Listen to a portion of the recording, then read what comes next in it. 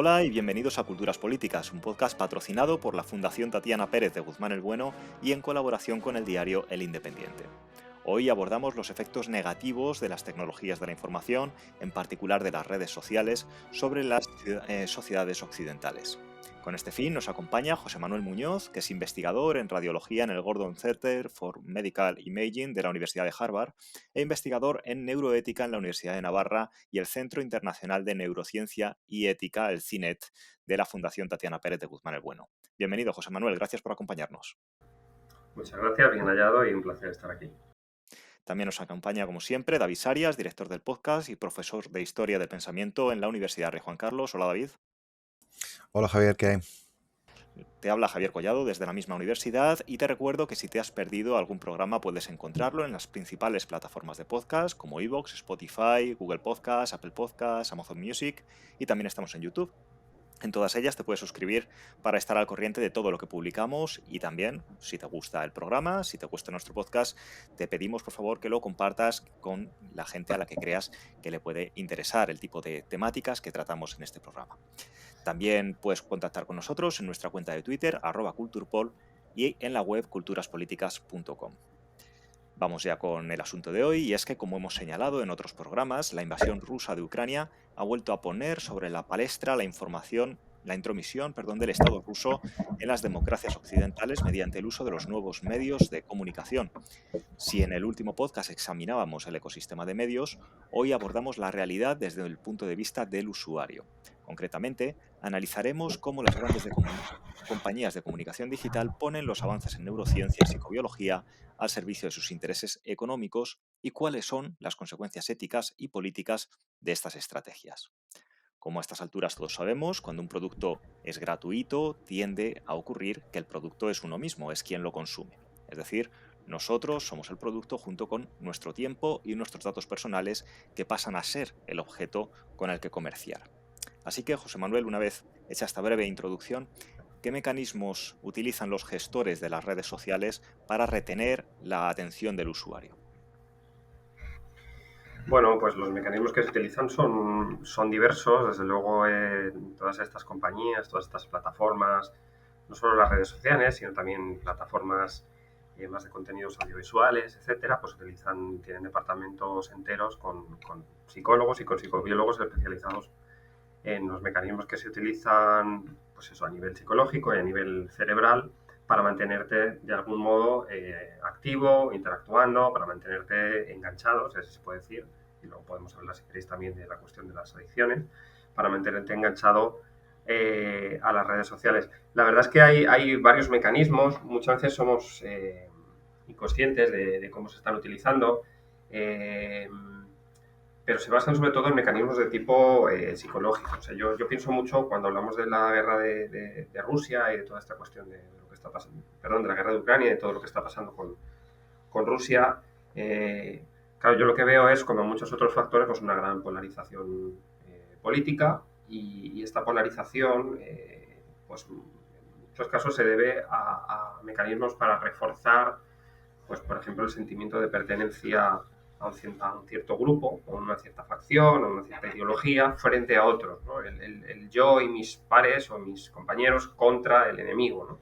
Entonces ahí se están utilizando mecanismos de refuerzo de lo que llamamos la dinámica de la radicalización, y que son mecanismos o dinámicas de tipo psicológico, y que yo diría que se pueden clasificar en tres tipos, que serían, si queréis entramos más en detalle, pero podrían clasificarse como uno, el que digo, el sentimiento de pertenencia; dos, lo que llamaríamos los mecanismos para intentar aumentar la inteligibilidad de lo que está pasando, que son mecanismos internos, mecanismos psicológicos, mediante los cuales uno intenta entender qué está pasando; y tres, los sesgos de confirmación sobre los prejuicios que ya una persona tiene, ¿no?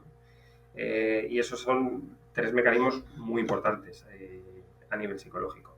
Por ejemplo, entrando un poco más en el primero, el sentimiento de pertenencia, ¿no? Pues al final todos los seres humanos necesitamos sentirnos pertenecientes a un grupo, sentir la aprobación de otras personas. Eso es lo que nos hace sentirnos seguros en las interacciones sociales. Entonces, esa pertenencia a un determinado grupo nos hace sentir confortables, ¿no? Entonces hay investigaciones que desde luego demuestran que que una necesidad tan fuerte y poderosa de pertenecer a ese grupo hace que aumente más la cohesión y en ese sentido las situaciones concretas en las que un grupo o una persona se encuentra pueden reforzar aún más, ¿no? Por ejemplo, hay experimentos muy conocidos en el mundo de la psicología que se llaman experimentos situacionales y que se llevaron a cabo hace décadas y se siguen realizando, que demuestran que el hecho de asignar un rol dentro de un grupo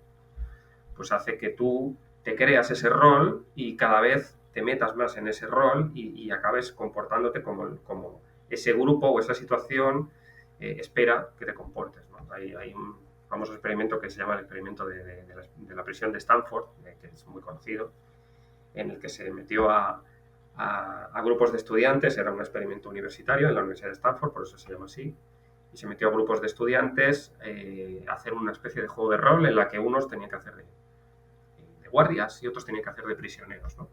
Entonces, desde el principio se recrearon situaciones, digamos, lo más reales posibles para que los que se creían guardias y los que se creían prisioneros realmente fueran reforzando ese sentimiento de esos roles que tenían, ¿no? Y al final, a los pocos días, empezó a haber abusos reales de los supuestos guardias hacia los supuestos prisioneros, y los supuestos prisioneros acabaron creyendo que eran prisioneros reales y sintiéndose realmente abusados. Esto es un ejemplo de cómo cuando estamos dentro de un grupo y hay un yo o un nosotros contra otros, contra el enemigo, al final se acaba todo polarizando hasta el punto de que llegamos a situaciones extremas.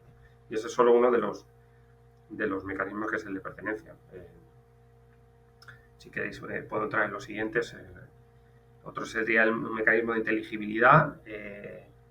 Claro, nosotros cuando afrontamos situaciones en la vida en general, pero también cuando hablamos de cuestiones más de tipo político, de tipo geopolítico, etcétera, necesitamos entender lo que está pasando. Entonces, especialmente temas tan complejos como es un tema de una guerra, con tantos factores políticos, sociales, que los rodean, tantos países involucrados, tantos intereses involucrados, tantos medios tratándolo a todas horas, pues hombre, puede haber una especie de... nos podemos sentir abrumados, ¿no?, por tanta información, intentar entenderlo, y el ser humano tiende a buscar explicaciones lo más sencillas posibles y causas lo más entendibles posibles, ¿no?, para cosas que realmente son muy complejas y que tienen muchas motivaciones y donde hay muchas relaciones de tipo complejo. Entonces, claro, ahí hay que tener mucho cuidado con mecanismos de desinformación que se utilizan muy a menudo con titulares o con mensajes muy sencillos, muy potentes, que muchas veces apelan a las emociones y que son fáciles de entender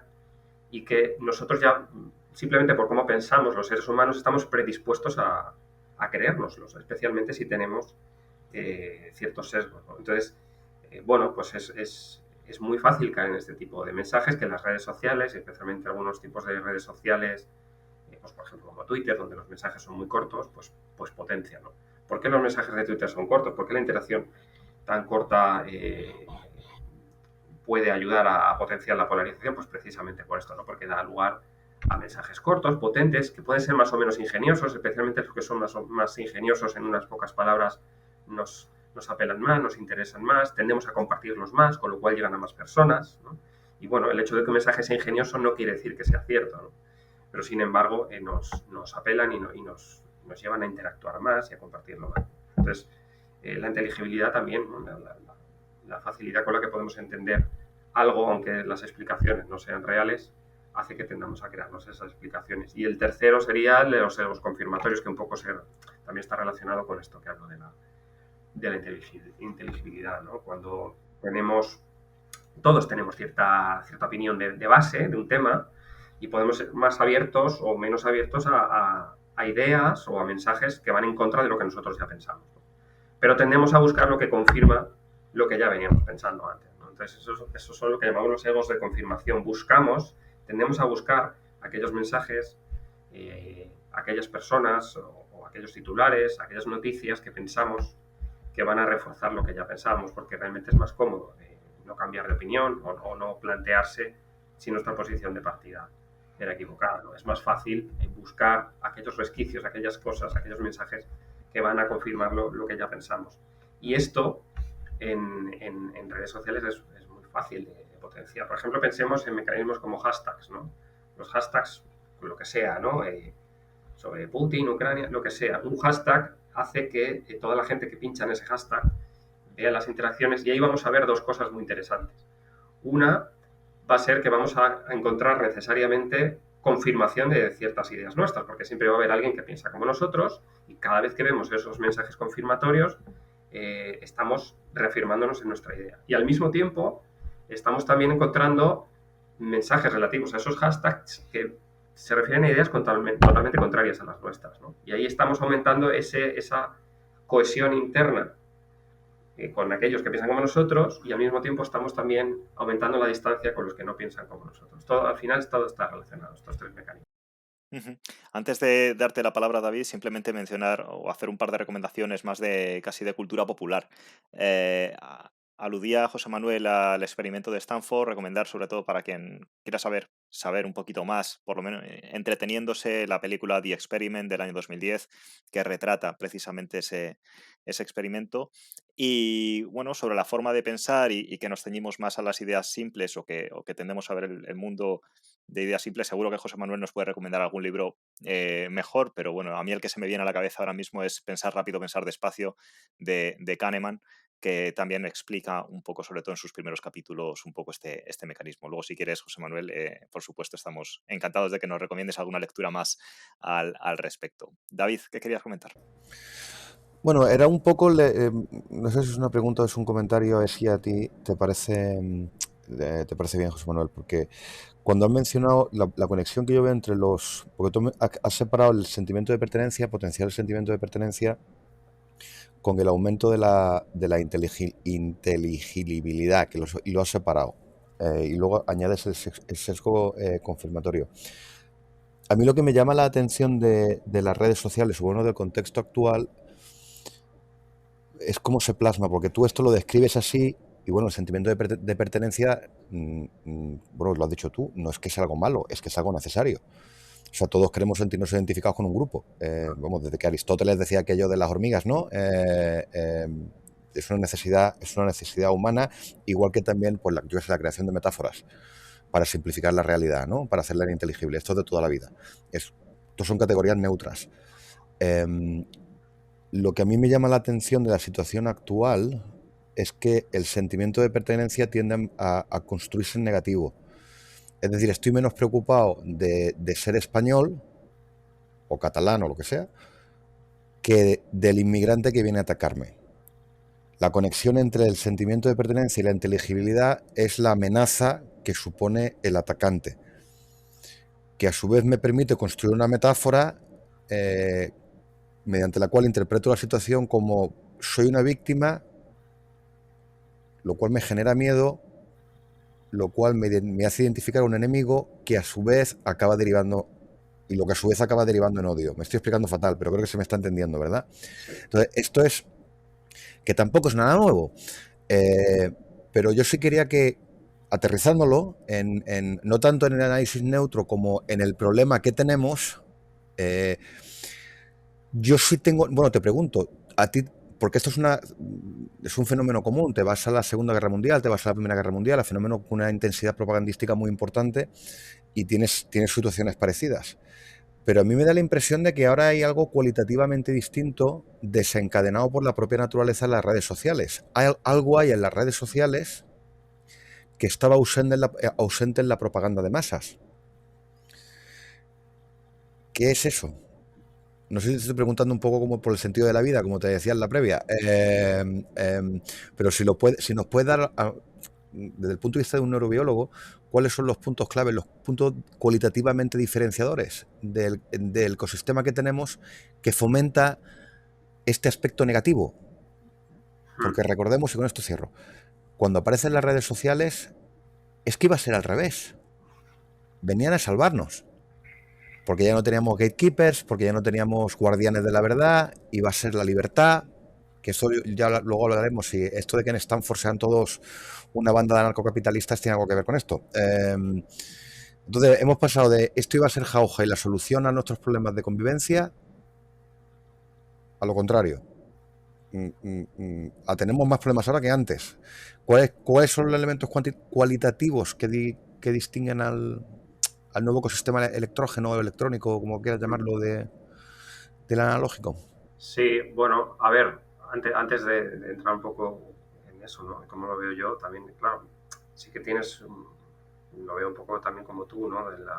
Ese aumento de la cohesión, digamos, dentro del grupo está cada vez más reforzado, no por la autoafirmación del grupo, sino por el rechazo del otro, la construcción de identidades, digamos, colectivas basadas en la autodefensa, basadas como casi en ataques preventivos hacia enemigos percibidos. Pero bueno, claro, es que en realidad, si lo pensamos evolutivamente, es hasta normal. Quiere decir que al final todos los animales sociales, especialmente los mamíferos, pensemos, no sé, en cebras o animales así, ¿no? ¿Por qué se juntan en grupo? ¿No? Se juntan para defenderse de un enemigo, de los leones o de lo que sea, ¿no? Y el ser humano desde tiempos prehistóricos pues hacía lo mismo, ¿no? El aumento de la cohesión social se hace principalmente para enfrentar amenazas externas y para aumentar la seguridad interna. Entonces, claro, es que esos mecanismos apelan a algo tan primario, tan básico, que es muy difícil contrarrestarlo, ¿no? Entonces, siempre que tenemos un enemigo externo, y esto se ve en todo tipo de lugares, en todo tipo de dictaduras hoy en día, que siempre se tiende, incluso países democráticos, estoy pensando en algunos países de Latinoamérica, ¿no? Donde se busca un enemigo externo histórico ¿no? Como, por ejemplo, como ha pasado con mensajes como el del presidente de México y de otros lugares, ¿no? Que se busca siempre el enemigo externo para intentar un poco aumentar la cohesión nacional. Entonces, bueno, eso es, al final, es apelar a cosas tan básicas y tan primarias que es difícil frenarlo. Pero ¿qué pienso yo que diferencia cualitativamente lo de las redes sociales? Porque yo creo que se utilizan mecanismos que apelan a comportamientos adictivos, y que van a la misma química del cerebro y especialmente pues al sistema, lo que llamamos el sistema de recompensa de la dopamina. La dopamina, pues muchos de los oyentes les puede sonar, es un neurotransmisor involucrado en muchos mecanismos cerebrales, pero el más conocido, por ejemplo, es mecanismos como la coordinación motora. De hecho, en los enfermos de Parkinson tienen déficits relacionados con la dopamina, pero en este caso también tiene que ver con los circuitos que llamamos de recompensa. Circuitos de recompensa, que son tres y que son activados mediante mecanismos utilizados por las plataformas digitales, ¿no? Para que... ¿Nos puedes poner algún ejemplo, José Manuel, sobre cómo las redes sociales usan estos mecanismos de recompensa? Pues mira, por ejemplo,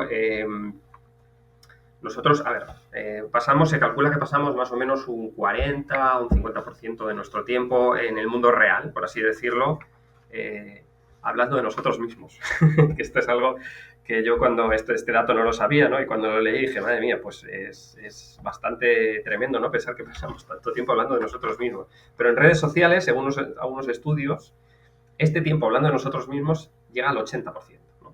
El 80% del tiempo que estamos en redes sociales estamos hablando de nosotros mismos, colgando fotos sobre nosotros, etc. Entonces, claro, ahí cada vez que recibimos un me gusta, un comentario elogioso, o comentarios de nuestros pares, ¿no? Yo, por ejemplo, que utilizo Twitter, pues hombre, cada vez que comparto algún evento al que voy o algo, no sé, alguna novedad sobre mi carrera y tal, pues siempre oye, que tus pares, ¿no? te den comentarios positivos siempre es algo positivo, ¿no? Esos son chutes de dopamina, eso es algo que es muy placentero, son circuitos muy parecidos a los que se utilizan en el consumo de muchas drogas, por ejemplo con la cocaína, no con la intensidad de la cocaína, pero son los mismos circuitos, ¿no? Para que nos hagamos una idea, ¿no? De que cuando decimos que las redes sociales son drogas, pues en muchos sentidos y neurobiológicamente también lo son, ¿no?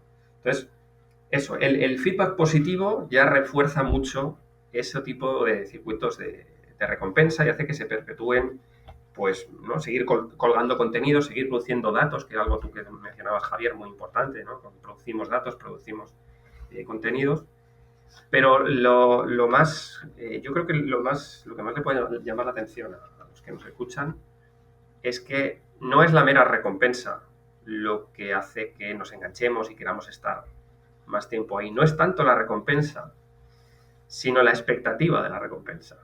Y me explico. Cuando se refiere a la actividad dopaminérgica, o sea, lo que tiene que ver con la dopamina, lo que hablaba antes, ¿no? Hay lo que llamamos el error de predicción de recompensa. Es decir, esto es algo que han utilizado los casinos desde toda la vida, ¿no? Los dueños de los casinos desde toda la vida. Y es cuando yo tiro un dado, ¿no? Cuando voy a tirar un dado y si tengo que sacar, no sé, un 8, voy a llevarme dinero, ¿no? Y si no lo saco, no me lo llevo. Es la expectativa de la posible recompensa que se debe al azar, realmente, que no depende de mí. Es esa expectativa lo que hace que me suba rápidamente, en cuestión de muy pocas décimas de segundo, la cantidad de dopamina. Y esa expectativa es profundamente placentera. Cuando esa expectativa se cumple, sí, es placentero, y cuando no se cumple, pues no lo es tanto, ¿no? Entonces, ¿dónde está el mecanismo adictivo? El mecanismo adictivo está en que algunas veces me voy a llevar una recompensa y otras veces no. Si nunca me llevo una recompensa, me voy a acabar aburriendo, ¿no? Y voy a acabar dejando de jugar. Pero como algunas veces me llevo una recompensa y además no soy capaz de predecirla, es tremendamente placentero, ¿no? Y cumple esas expectativas iniciales. Y ahora voy, comparando lo del dado, me voy a redes sociales. Cuando yo me meto para ver un tema, seguimos con la guerra de Ucrania, ¿no? Y yo parto con una posición de partida, yo empiezo a interactuar y ahí voy a encontrar todo tipo de mensajes, ¿no? Y aquí vuelvo un poquito a lo que hablaba antes de los sesgos confirmatorios y demás, ¿no? Cuando yo encuentro mensajes que me gustan, que confirman lo que pienso, o mejor aún, cuando yo cuelgo alguna opinión sobre la guerra de Ucrania o sobre cualquier otra cosa y recibo comentarios elogiosos, esa recompensa es muy buena, pero es todavía más placentero, neurobiológicamente hablando, la expectativa de dejar colgado ese mensaje y a ver qué me van a decir, ¿no? Y hasta que llegan esos primeros me gusta, esas primeras interacciones, no sabemos, hasta cierto punto es algo que depende del azar, ¿no? Y esa expectativa de qué va a pasar es profundamente placentera desde el punto de vista de la dopamina.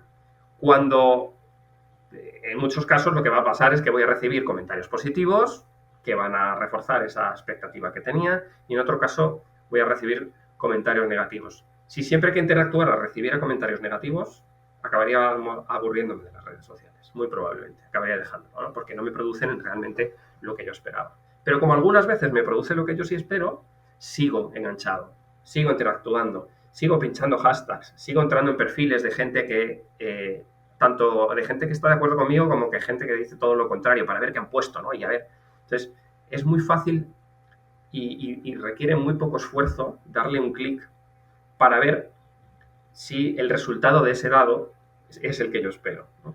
Es muy sencillo, darle al clic es como tirar el dado, es ver si se van a cumplir mis expectativas o si no se van a cumplir. Y esto es algo que ya se demostró desde hace décadas que funciona así. Me acuerdo de experimentos de Skinner en los años 30 con ratones que ya lo decía, ¿no? Que realmente cuesta muy poco comprobar si esa expectativa que yo tenía se va a cumplir o no, porque es cuestión de abrir el móvil, desbloquear y ver, bueno, voy a ver si ya me han comentado, ¿no? Voy a ver si ya le han dado a me gusta o voy a ver qué me han dicho, ¿no? Es muy poco coste el que eso tiene. Y sin embargo, la posible recompensa que me llevo a nivel de autoaceptación o de cohesión o de confirmación de sesgos es muy grande.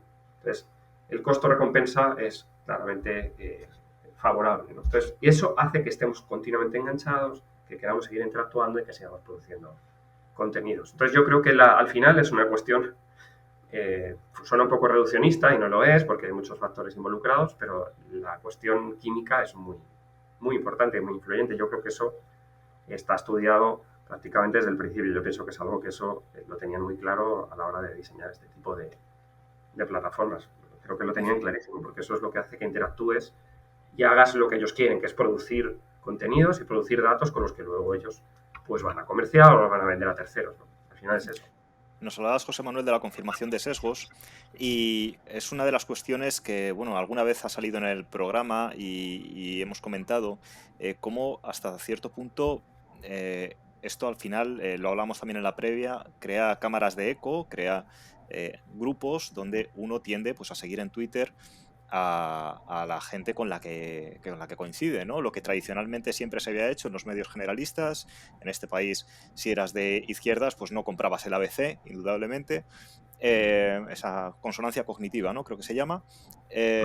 Pues al final te la estás autogenerando tú en tus propias redes sociales. Y recuerdo, por ejemplo, que me impactó hace un año y pico, cuando salió un documental del que ya hemos hablado alguna vez aquí, el del dilema de las redes sociales, cómo eso puede llegar a segmentar de alguna forma o a dividir la forma en la que ve la realidad la población, ¿no?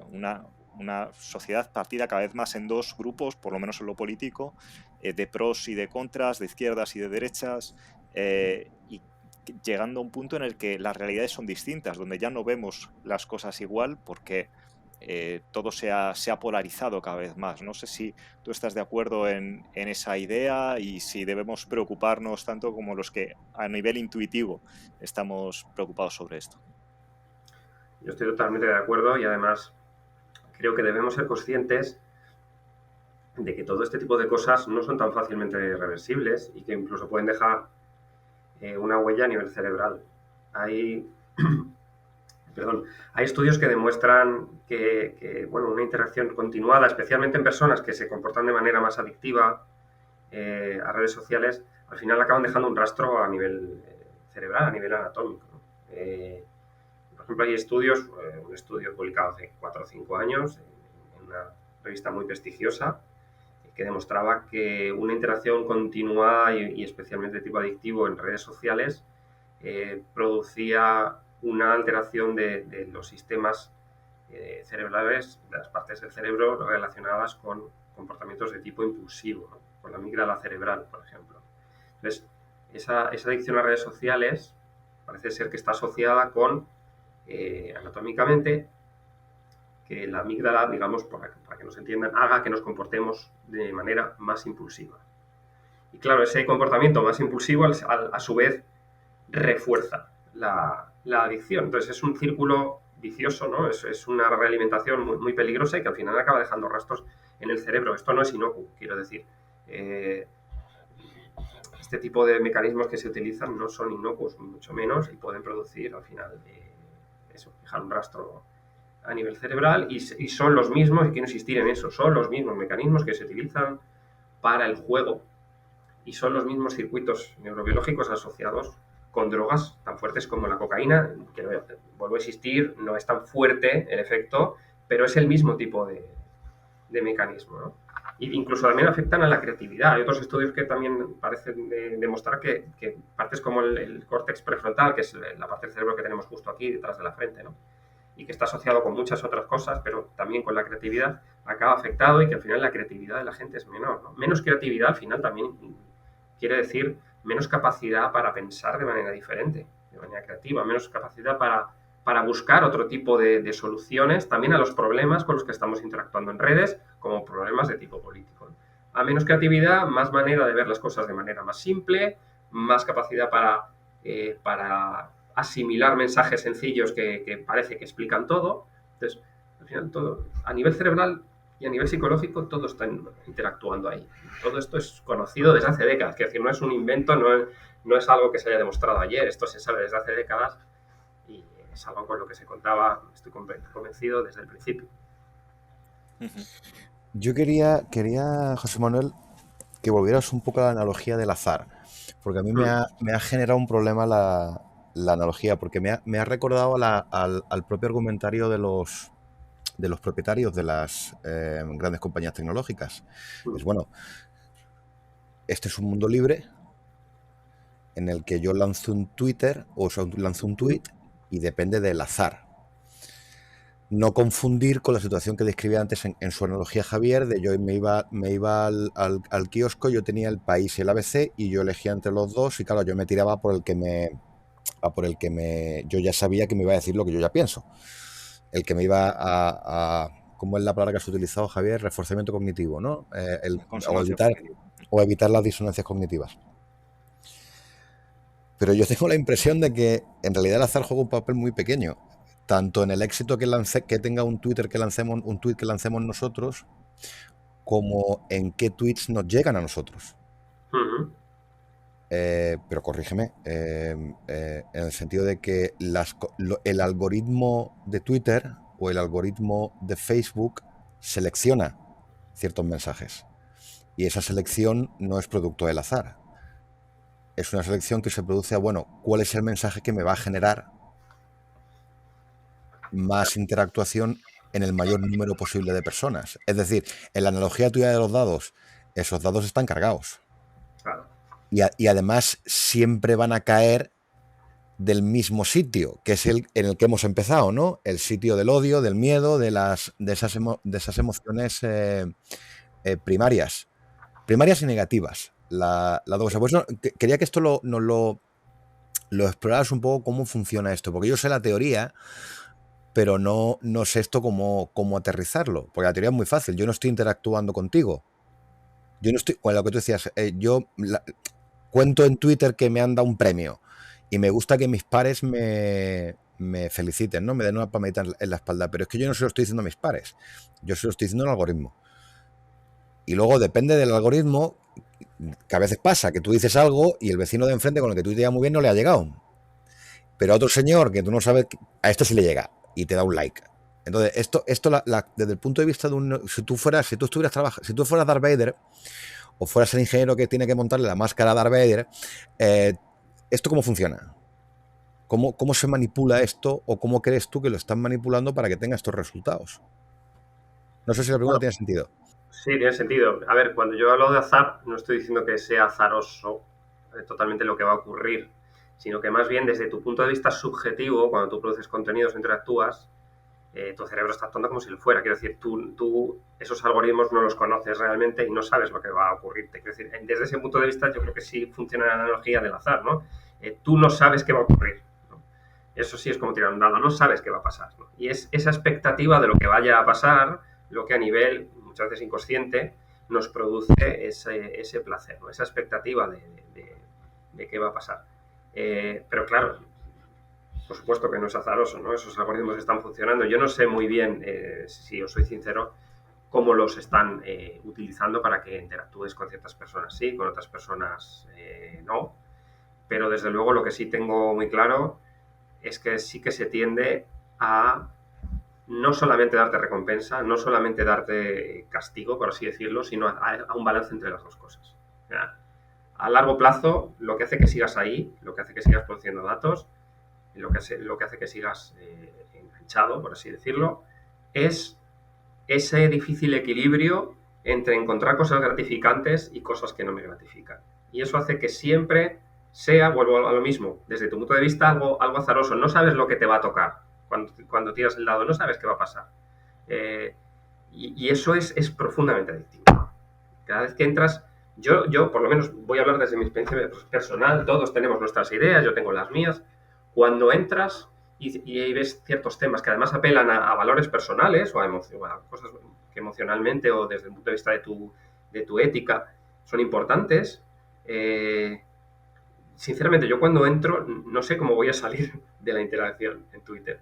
No sé si voy a salir cabreado, no sé si voy a salir más contento, porque claro, tú cuando te metes y ves que hay un hashtag que tiene no sé cuántos millones, ¿no?, de gente compartiéndolo y tal, y empiezas a interactuar y esos algoritmos solo te muestran aquellos mensajes que piensan como tú, sales de la red social, ¿no?, como con un chute, ¿no? Dices, qué bien. Tienes la sensación de, menos mal que todo el mundo piensa como yo, menos mal que yo tenía razón, ¿no? Te vas contento. Y a otras veces pasa lo contrario y dices, madre mía, es que está el país lleno de gente que no tiene ni idea, ¿no? Que no piensa como yo. Son todos unos ignorantes, ¿no? Te vas cabreado, ¿no? Y al final, esos dos lados de la balanza, ese blanco y negro, que no hay tanto gris, ese blanco y negro, al final es profundamente adictivo. Y vuelvo a decirlo, yo creo que desde tu punto de vista subjetivo como usuario, sí es azaroso, por mucho que esté, por supuesto, manipulado externamente. Me refería a eso, no sé si te aclaro un No, poco. es que creo que yo he entendido mal la metáfora, porque claro, en tu metáfora las grandes compañías estas, claro, no son el dado, son el casino. El Claro, son en casino, casino, exacto. Sí, claro, son en casino. claro, además tú lo has explicado bien, el casino lo sabe, y el casino tiene calculado su índice de Es cierto. probabilidades para que, claro, y yo me he desviado, o sea, la metáfora, claro, ahora que me la has explicado la he entendido. Y otro comentario que has hecho antes, que a mí me ha llamado mucho la atención, es este de la asignación de roles. Bueno, tú de nuevo, tú hacías una analogía con el mundo analógico, ¿no? Nos vamos al experimento de Stanford, pero claro, en el experimento de Stanford los tíos están ahí metidos. O sea, están en una cárcel que hacen, ¿no? Y los prisioneros están metidos dentro de las celdas y están físicamente ahí metidos. Pero en las redes yo estoy en mi casa, yo tengo mi vida normal de persona cuerda y de repente me conecto y empieza a llegarme cosas como que pues en las vacunas hay un chip que te ha puesto Bill Gates, ¿no? Y que te va a controlar. Hay una diferencia. El efecto o sea, la capacidad de las redes sociales a la hora de asignarte roles, mirado desde el sentido común, debería de ser muy inferior al de la vida real, ¿no? Y aquí es cuando viene Javier y me dice, ya, pero es que tú estás separando vida real de vida digital y eso ya no lo puedes hacer. Claro, entonces, claro, lo que yo os pregunto, y me estáis diciendo los dos que sí. Esto es cuando me pongo en mi papel de abuelo cebolleta, que está muy bien. Aún así no lo entiendo. Pues porque tú no dejas de estar en una pantalla, apagas la pantalla y te dedicas a otra cosa. O sea, tan potente es la conexión adictiva que se establece que estando X horas, porque yo he llegado en mi entorno social, he llegado a oír auténticas barbaridades. Gente estar completamente persuadida de que nos están envenenando con las vacunas, por poner un ejemplo, y están completamente pero persuadidos, ¿eh? Y intentan razonar y no atienden a razones, porque han visto un tuit, bueno, no uno, no unos cuantos, o han visto o se han metido en un foro. Entonces, es un poco volver a preguntarte lo mismo. ¿Cómo es posible que una cosa tan aparentemente inocua tenga tal potencia? ¿Cómo es posible que Javier tenga razón y se la dabas con la cabeza? En el sentido de que, bueno, ¿cómo es posible que Javier tenga razón? Punto. Luego, aparte, Ya veía yo que estabas elaborando demasiado la frase, sí. ¿cómo es posible que la realidad virtual haya llegado casi a suplantar o por lo menos a igualar a la realidad real, a la analógica? No sé si... Mm. Yo creo que al final es una cuestión de inmediatez. O sea, es que claro, sí es un poco eso el mismo tema, ¿no? Pero al activar esos circuitos químicos, eso actúa de manera inmediata, igual que las drogas. Es decir, claro, cuando tú vas no sé, voy a pensar alguna analogía. Por ejemplo, cuando yo voy a trabajar, pues tengo un rol ahí como trabajador, ¿no? Luego llego a mi casa, tengo un rol como padre de familia, como marido, etcétera. Bueno, sí, son roles que tienes en la vida diaria, que realmente son más reales, si se puede llamar así. Pero que requieren, bueno, pues una adaptación a la situación. Yo cuando voy a trabajar, pues voy en el tren, me voy adaptando, voy viendo ¿no? Cómo va amaneciendo, me voy metiendo en situación, etcétera, ¿no? Pero en redes sociales tú tienes una inmediatez, es entrar ahí y lo tienes. Es como cuando te tomas una pastilla, es ahí.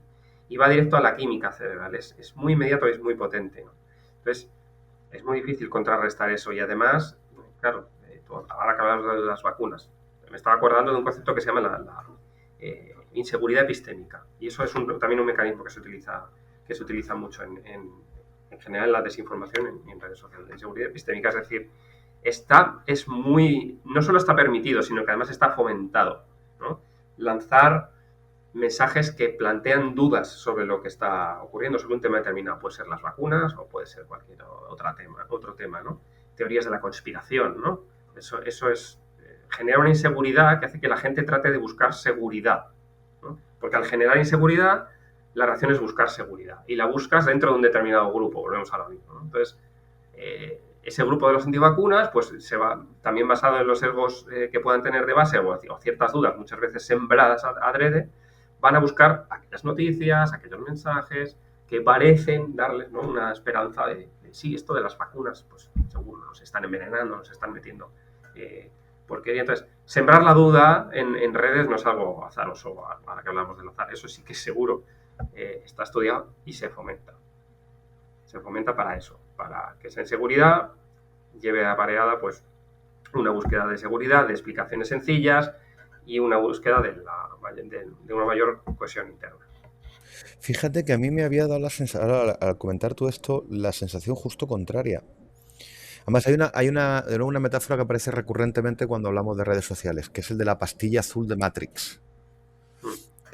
Y cuando hablas con la gente que está metida en estos, aparece recurrentemente, no, es que yo me tomo la pastilla y yo estoy viendo la realidad y tú, que eres normal, entre comillas, pues no, tú que no consideras que te van a meter un chip con la vacuna, pues tú estás...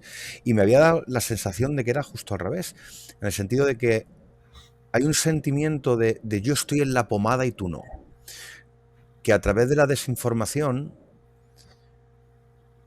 que la desinformación y esas teorías conspiratorias específicamente son placenteras, porque lo que te producen es un sentimiento de empoderamiento, por utilizar un término moderno, o de control. Un mundo que tú no terminas de gestionar muy bien, en el que hay información que es muy confusa. Además, esto quería que lo comentaras también, el exceso de información, esto qué efecto tiene.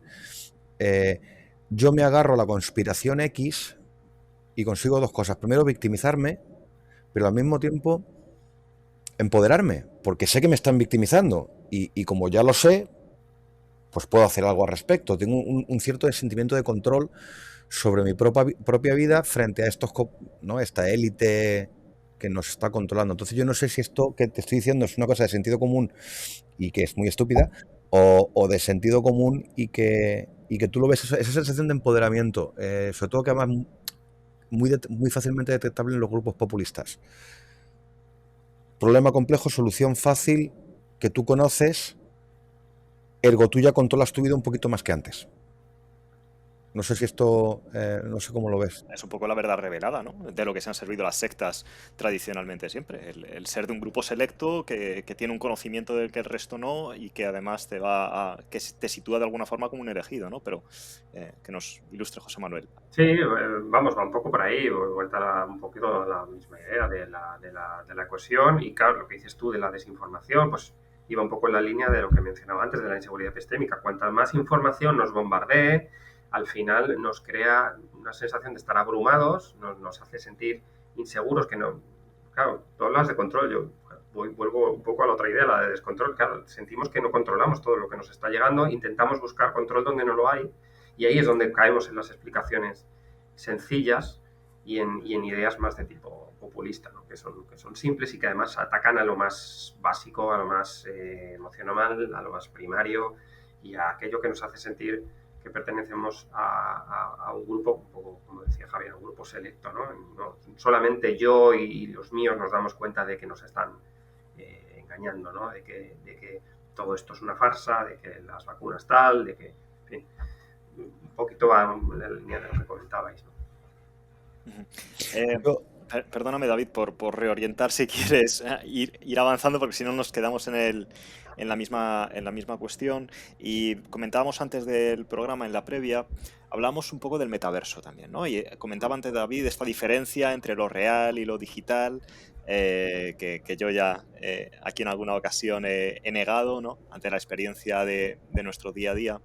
Pero claro, el metaverso, lo que nos venden del metaverso al menos, o lo que se pretende del metaverso al menos, que es, y retomando el ejemplo de David de Matrix, ¿no? Es un poco ahondar en ese universo Matrix en el que plenamente estás inserto en una realidad que no es la realidad física. Por cierto, David, la pastilla que te mete en Matrix es la pastilla roja, no es la pastilla azul. Pero al margen de esto, claro, cada vez nos vamos más hacia eso, ¿no? Teníamos alguna intentona hace unos años con las Google Lens, muy lejos de lo que nos están vendiendo el metaverso, pero esta realidad virtual, o si no la realidad aumentada, va cada vez más en ese camino. Y eso, junto con ciertos dispositivos neurotecnológicos que también hablábamos hace unos minutos en la previa, no sé hasta qué punto puede llegar a cambiar absolutamente el cerebro humano, ¿no? Y lo digo también, igual que mencionabas tú antes, cómo condiciona el uso de las redes sociales, cómo puede llegar a cambiar el cerebro. Lo vemos, por ejemplo, en las aulas con el tiempo de atención de los alumnos, ¿no? Con el tiempo de permanencia. La atención se ha reducido drásticamente. Lo que un alumno es capaz de soportar sin evadirse se ha reducido drásticamente en los últimos 8 o 10 años, ¿no? Por lo menos por nuestra experiencia. No sé tú cómo ves todo esto. He lanzado muchas cuestiones al aire, pero bueno. Sí, sí, bueno, la cuestión de lo del tiempo ¿no? De cómo el hecho de que las redes sociales, no tanto el tiempo de interacción, que sí es largo, pero sí el tipo de contenidos que son rápidos, que son cortos y los sustituimos por contenidos nuevos, hace sí que el tiempo de atención medio haya bajado largamente. Eso es algo que uno lo ve, bueno, pues incluso en la propia familia. Yo, los niños que me rodean, es muy difícil hacerles hoy en día leer un libro, no ya te digo un libro entero, ¿no? Sino de mantener la atención durante 10 minutos en leerse 4 páginas. Quiero decir, es tremendamente complicado porque son muchos estímulos muy rápidos que se sustituyen unos a otros de manera incontrolable, ¿no? Y que, bueno, que también son fomentados bueno, pues, por mecanismos. Bueno, hemos hablado de los hashtags y tal, pero quiero decir, hay muchos mecanismos, por ejemplo, el scroll infinito, el seguir bajando en la plataforma y que nunca termine, ¿no? Y dices, bueno, un poquito más, bajas, un poquito más y nunca termina, ¿no? La reproducción de contenidos automática que vemos, por ejemplo, en plataformas como YouTube o como Netflix, ¿no? Que terminas un contenido y casi sin darte cuenta ya te están poniendo el siguiente capítulo, el siguiente vídeo, el siguiente. Y eso, al final, es consumir muchos contenidos, pero cortos, de poca duración y que tienden a la simplicidad. No es cierto siempre, porque también hay contenidos largos, pero tiende a haber más contenidos de tipo corto, muy potentes, con muchos estímulos de tipo visual y sonoro, y todo eso hace que se fomente la atención hacia cosas más potentes, pero más cortas y más simples. Y luego, pues yendo un poco a la cosa de la neurotecnología, claro, ahora con el metaverso, toda esta experiencia que ya de por sí es muy potente y muy inmersiva, pues se va a potenciar más. El hecho de estar con esas gafas de realidad virtual, donde estás dentro de un universo totalmente diferente, pues va a aumentar esa sensación de pertenencia a ese mundo, de meterte en salas donde están aquellas personas que refuerzan todo esto de lo que hemos hablado antes, la cohesión, etcétera. Y ahí donde yo veo que está el riesgo no es tanto en cambiar el cerebro, que también lo va a cambiar un poco en la línea de que hablamos, pero yo creo que donde está el mayor reto es en qué van a saber todas estas compañías tecnológicas de lo que ocurre en nuestro cerebro. Porque ya hay aparatos, a ver, mucha gente a lo mejor no lo sabe, pero en plataformas como Amazon o similares es muy fácil ya adquirir aparatos de tipo neurotecnológico, que se llaman neurotecnologías directas al consumidor y que captan datos sobre el funcionamiento de nuestro cerebro, especialmente en cuestiones de tipo emocional. No voy a decir nombres de compañías por motivos obvios, pero hay compañías muy conocidas que ya están vendiendo ese tipo de productos en los que tú te pones una diadema, unos sensores, por ejemplo, de electroencefalografía, en fin, sensores, electrodos que captan las ondas cerebrales relacionadas con emociones, con interacciones de tipo emocional. Entonces, si bien no es fácil, como leemos en algunos lugares, donde dicen, nos van a leer el pensamiento, Facebook va a saber lo que pensamos, como si nos estuvieran leyendo la mente, ¿no? Como si prácticamente fueran una especie de deidad que puede leer cada palabra que pensamos. Eso no es así, y dudo mucho que nunca vaya a ser así, porque es mucho más complejo que eso. Pero sí es relativamente sencillo inferir qué está sintiendo una persona a partir de sus datos cerebrales. Eso sí es relativamente sencillo de conseguir con aparatos medianamente que tienen un precio, digamos, asequible y que son fácilmente adquiribles en el mercado, ¿no? Entonces, en el momento en el que todos nosotros estemos interactuando en plataformas con este tipo de dispositivos, vamos a aportar un nuevo tipo de información. Es verdad, y a lo mejor estáis pensando, ¿no? Pero si ya saben lo que sentimos, ¿no? Cuando ponemos mensajes de cierto tipo, ya de alguna manera estamos diciendo lo que sentimos. Entonces, yo ahí voy a una idea. La neurotecnología no va a cambiar la dinámica, pero sí va a profundizar en problemas que ya están. Si además de interactuar de manera comportamental tienen datos de tipo cerebral, el perfilado que van a hacer de nosotros es casi perfecto, porque lo van a tener todos los tipos de datos, no solo los que salen de nuestras manos, sino también los que salen de nuestro cerebro. Todo eso da un perfil muy completo de una persona y eso es oro, a nivel de datos eso es oro. Eso es ni petróleo ni nada, eso es una maravilla desde el punto de vista del valor que eso tiene y es único de cada persona. A nosotros, Permitiría una manipulación casi a la medida, ¿no? Por cada persona, hipotéticamente hablando. ¿El qué, perdón? Digo que permitiría una manipulación de la persona casi a la medida, ¿no? Exacto. Claro. ¿Dónde está la trampa, creo yo? Porque, bueno, yo creo que sí es un poco la trampa. Esto es una opinión un poco personal, ¿no? La trampa está en cuando nos dicen estos datos, que ya se hace, ¿no? Pero que también se va a hacer con los datos de tipo cerebral, se recogen para ofrecer contenidos personalizados al usuario. Y para que puedas tener una experiencia personalizada, que es algo positivo, ¿no? En principio, ¿no? Es positivo para el usuario porque, bueno, pues está recibiendo una atención más personalizada. Pero claro, esas metodologías que utilizan para hacer ese perfil tuyo que es único, se pueden utilizar para muchas otras cosas. Y se pueden utilizar para vender ese perfil, esos datos tuyos, a terceros, que es donde está el gran problema y donde está el descontrol. Cuando se venden esos datos a terceros, y esos terceros sí que ya no sabes para qué los van a utilizar. Y cuando tú aceptas las políticas de privacidad de una determinada compañía, como mucho te ponen, estos datos pueden ser dirigidos a terceros, pero no te dicen los terceros para qué los van a utilizar. Y ahí es donde pueden utilizarlos para cosas que pueden llegar a atentar incluso contra tu dignidad personal. Yo aquí no quiero asustar a nadie, ¿no? Pero vuelvo a insistir, es muy fácil saber lo que está sintiendo una persona cuando asiste a ciertos contenidos o cuando lee ciertos contenidos solo con determinadas ondas de tipo cerebral. Y esto ya lo están haciendo compañías como Spotify. Por ejemplo, Spotify ya tiene un estudio reciente en el que con un aparato de estos que os digo, ¿no? De estos de tipo neurotecnológico que recoge datos cerebrales, pueden saber, sin que el usuario diga nada, pueden saber si al usuario le está gustando la canción que le han puesto o no le está gustando, ¿no? Eso es algo de tipo emocional, muy directo, y que, bueno, sí pueden utilizar para ofrecerte contenidos personalizados en Spotify, pero a la idea que voy es, pueden saber si algo me está gustando, si no me está gustando, cuánto me está gustando ese contenido, en este caso de tipo audiovisual. Pensemos ahora que en lugar de ser una canción, que puede ser algo menos inocuo, es un contenido sensible, ¿no? En una plataforma audiovisual, un contenido, qué sé yo, de tipo violento, pornográfico, en fin, contenidos que pueden ser delicados, ¿no? Y que ellos sepan lo que las personas están sintiendo viendo ese tipo de contenido, ¿no? Es que ahí estamos en terreno ya muy delicado, ¿no?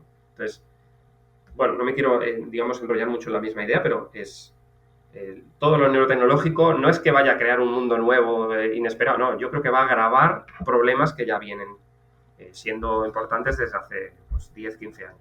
Pero es que fíjate, José Manuel, lo auténticamente terrorífico, ahora cuando has dicho tú así, has hecho el paréntesis en el que decías, a ver, que esto no está mal, Claro. que tiene una dimensión positiva, y yo porque he cambiado de teléfono hace poco, y no sé qué le hice me dio un ataque de sobreexposición a Javier y a gente como tú, entré en pánico y no sé qué deshabilité en mi buscador de Google, deshabilité algo.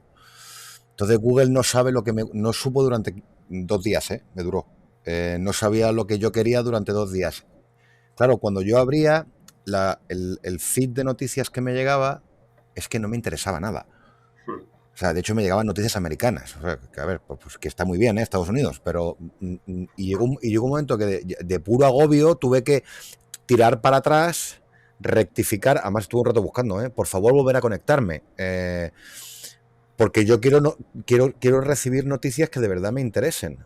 Además soy muy consciente de que yo por mi especialidad profesional me llegan sobre todo noticias de zumbaos, porque es lo que yo estudio.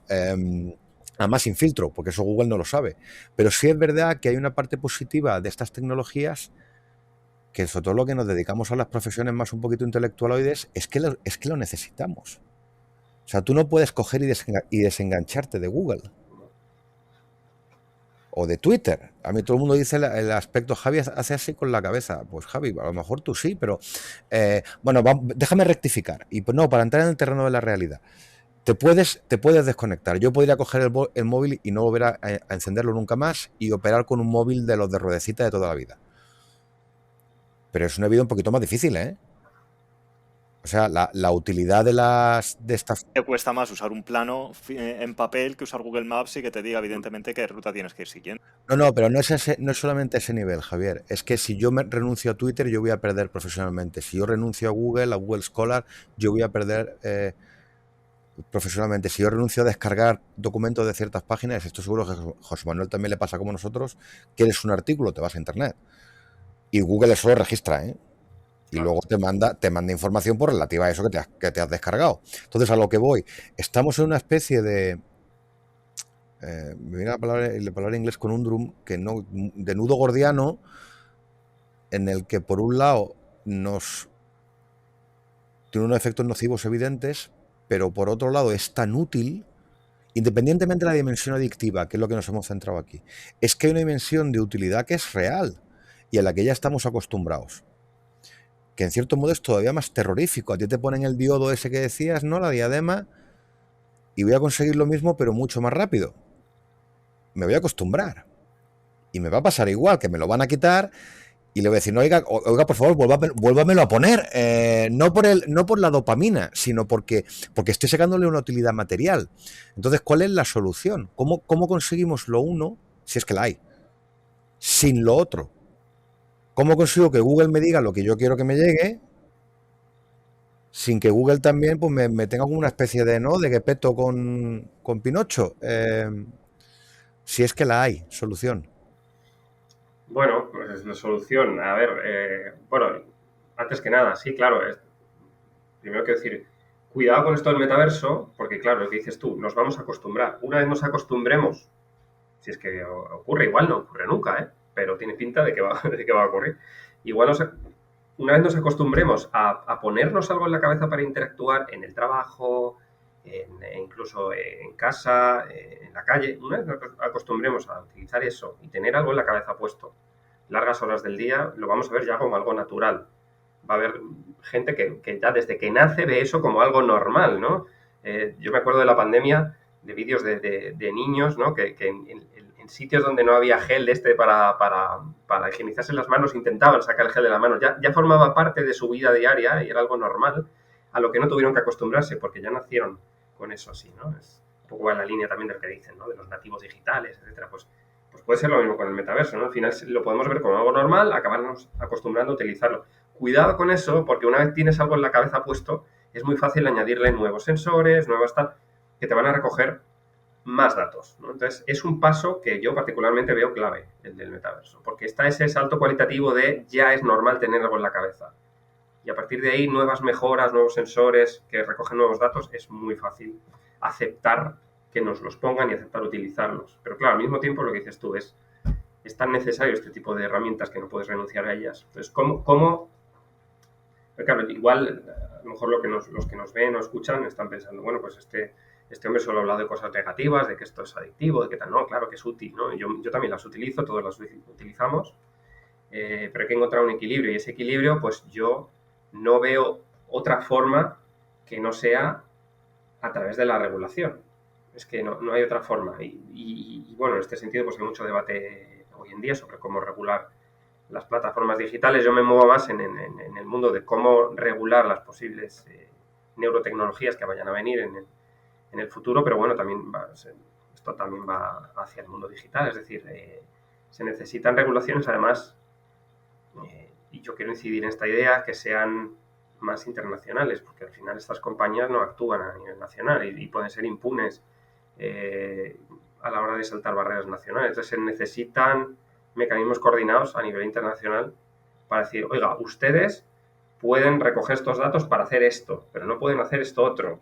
Yo donde pondría mucho el acento es en el comercio de esos datos a terceros, que quede claramente declarado a quién se le van a vender esos datos o a quién los va a poder utilizar, porque ahí es donde está el descontrol, porque solamente te dicen, y lo han llegado a reconocer solo a regañadientes, que utilizan esos datos para venderlos a terceros, pero no se sabe a qué terceros ni para qué. Y muchas veces, y claro, y ahí es donde va a sonar utópico lo que digo es la de la regulación, es que esos datos muchas veces van a países y van a gobiernos, con lo cual, claro, ¿cómo van a querer regular algo que les conviene, no? Entonces, es muy difícil.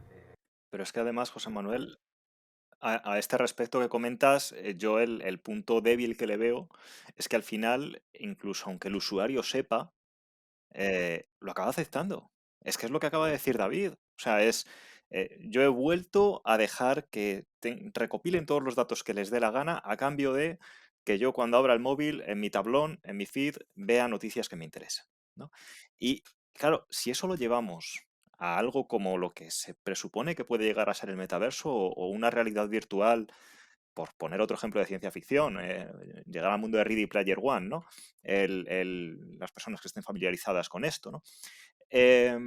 Al final, oye, si mi vida va a ser mucho más inmersiva, si yo voy a poder tener una experiencia absolutamente inmersiva en un videojuego, si yo llego a mi casa harto del trabajo y me pongo un casco, unas gafas que hacen que por impulsos eléctricos o por lo que sea, me sienta que estoy en una playa paradisíaca, es que a lo mejor a mí no me importa que tengan mis datos, o creo que no me importa que tengan mis datos o que los vendan, porque estoy sacando algo, que es lo que decía David antes, estoy sacando algo a favor.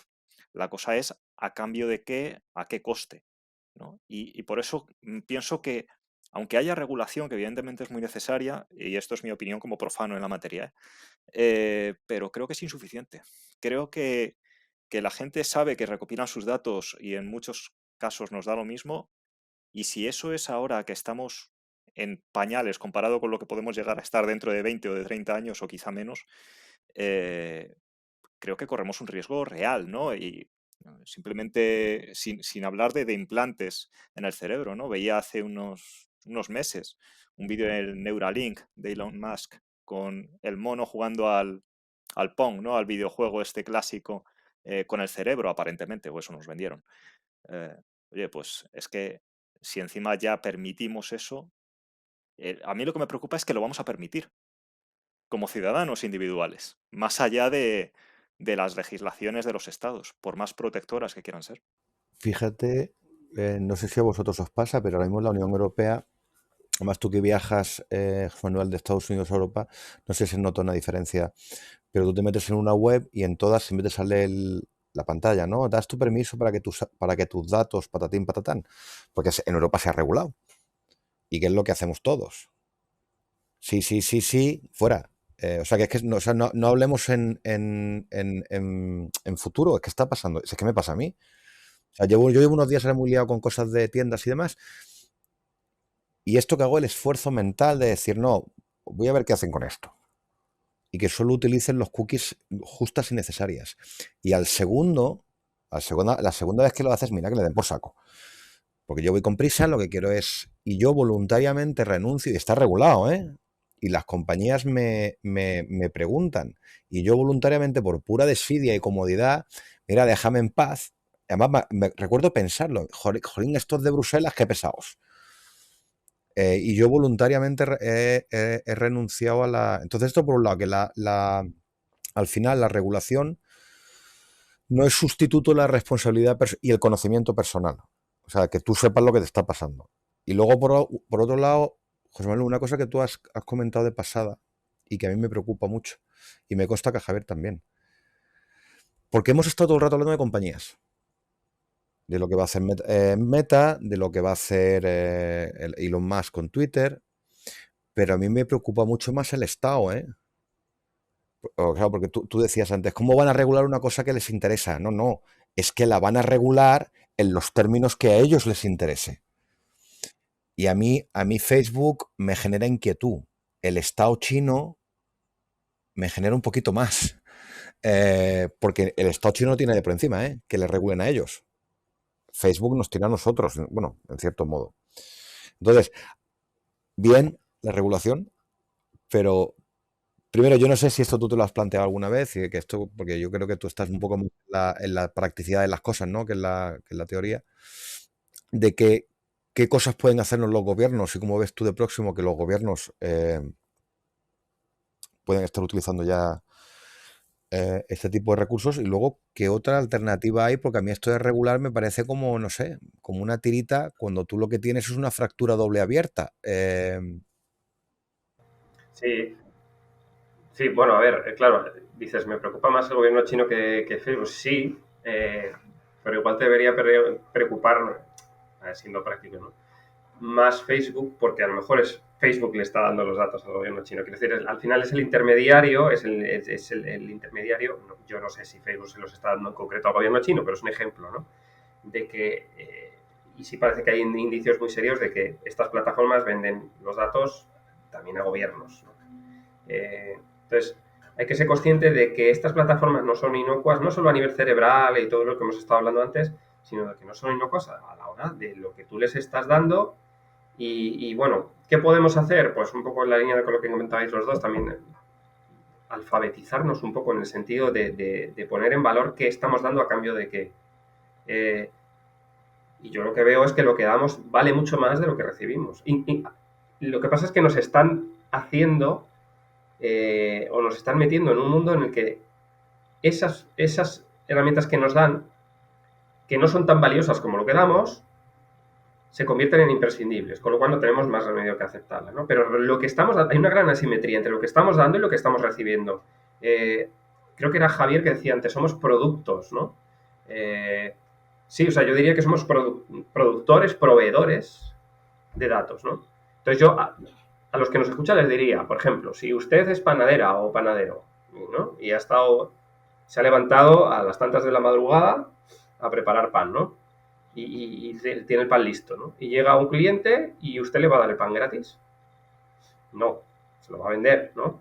Porque le ha costado un esfuerzo, porque es producto, es un producto suyo, ¿no? No se lo va a dar gratis, se lo va a dar a cambio de dinero, ¿no? Entonces, tenemos que ser conscientes de que lo que nosotros hacemos en esas redes no es inocuo, es un producto nuestro, ¿no? Son productos nuestros que no se quedan ahí en una nube sin que nadie los vea, no, que son utilizados para perfilarnos, para dar una idea a muchas corporaciones y gobiernos de qué pensamos, de qué somos, de qué hacemos, de qué podríamos hacer. Y eso es un producto muy valioso y que es insustituible porque es personal. Es un perfil personal, que es diferente del que tienes al lado de tu mujer, de tus hijos, de tus amigos, de tus compañeros de trabajo. Lo que ellos te dan, a pesar de que pueda ser muy importante, es sustituible. Yo puedo cambiar Google por otra plataforma que tenga otro tipo de políticas. Se pueden hacer ese tipo de cosas. Podemos revelarnos a nivel personal y decir, bueno, yo llego hasta aquí, pero no voy a darte más. Entonces, bueno, pues a lo mejor tenemos que alfabetizarnos. Yo el primero en decir, bueno, ¿por qué le damos que sí sin mirar? Dejemos de darle que sí sin mirar. Miremos y actuemos. Y si tenemos que acabar renunciando, eso a nivel individual es difícil, pero además a un nivel colectivo, a nivel de nuestros trabajos, se pueden hacer iniciativas para decir, bueno, no vamos a utilizar este tipo de herramientas porque son abusivas con las políticas de privacidad. Y buscar alternativas. Y a lo mejor de esa forma, no lo sé, a lo mejor de esa forma conseguimos que ofrezcan soluciones un poco menos abusivas, porque es que son tremendamente abusivas. Hay mucha simetría. No sé, la verdad es que es un tema tan complejo que a nivel individual solamente se me ocurre eso. Más concienciación y que realmente sepamos el valor de lo que damos. Muy bien, pues muchísimas gracias, José Manuel. Creo que no hay mejor forma de cerrar el programa de hoy que esta última reflexión. David. No, yo solo quería añadir una penúltima reflexión y ya terminas. Claro, no sé qué te parece a ti, José Manuel, si te acuerdas de Un Mundo Feliz, porque hicimos un podcast sobre Un Mundo Feliz y a medida que ibas tú hablando y el efecto de la dopamina y la dinámica que se establece en las redes sociales, como y Un Mundo Feliz se escribe en los años 30, y está describiendo exactamente este tipo de realidad. Es decir, no hace falta que te llegue Stalin y te monte un gulag. ¿Para qué? Si te llega Twitter y lo que te da es gustirrinín, que es mucho más efectivo. Y además, pues un poco como hemos concluido, es que somos nosotros los que pedimos más.